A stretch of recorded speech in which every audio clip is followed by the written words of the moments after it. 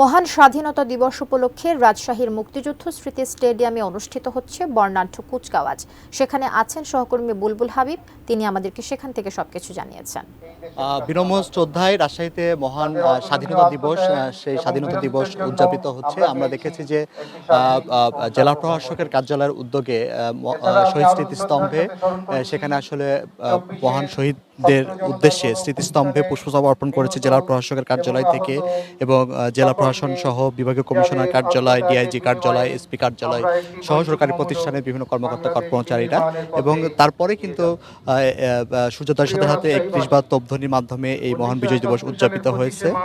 এখন রাজশাহীর মুক্তিযুদ্ধ স্মৃতি স্টেডিয়ামে ছাত্রছাত্রী এবং সরকারের যে বিভিন্ন বাহিনী রয়েছে সেই বাহিনীর উদ্যোগে বর্ণাঢ্য কুচকাওয়াজ অনুষ্ঠিত হচ্ছে। এবং কুচকাওয়াজের আগে কিন্তু রাজশাহীর এই মুক্তিযুদ্ধ স্মৃতি স্টেডিয়ামে আমরা দেখেছি যে বিভাগীয় কমিশনার খন্দকার আজিম আহমেদ সহ ডিআইজি, রাজশাহী জেলা প্রশাসক, পুলিশ সুপার, রাজশাহী মেট্রোপলিটন পুলিশের কমিশনার, তারা কিন্তু আসলে জাতীয় পতাকা উত্তোলন করেছেন এবং জাতীয় সঙ্গীত পরিবেশনের সাথে সাথে জাতীয় পতাকা উত্তোলিত হয়েছে।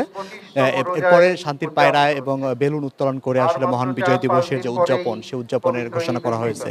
অন্যান্য বারের তুলনায় এবার আসলে যেহেতু রাজশাহী বিশ্ববিদ্যালয় বন্ধ রয়েছে, রাজশাহী কলেজ বন্ধ রয়েছে, ফলে আসলে সাধারণ মানুষের উপস্থিতিতে যে বর্ণাঢ্য আয়োজনের মাধ্যমে যে পুষ্পস্তবক অর্পণ, সেই অর্পণ করতে আমরা আসলে দেখিনি। সেটা আসলে খুবই অল্প কিছু মানুষজন আসলে পুষ্পস্তবক অর্পণ করছেন এমনটি দেখা গেছে। এর বাইরে কিন্তু জেলা প্রশাসন বা সরকারের উদ্যোগে তারা কিন্তু আসলে যথাযথভাবে যে মহান স্বাধীনতা দিবস, সেই স্বাধীনতা দিবস উদযাপন করেছেন। তো এই ছিল এখান থেকে যেহেতু মহান স্বাধীনতা দিবস উদযাপিত হচ্ছে তার খবর।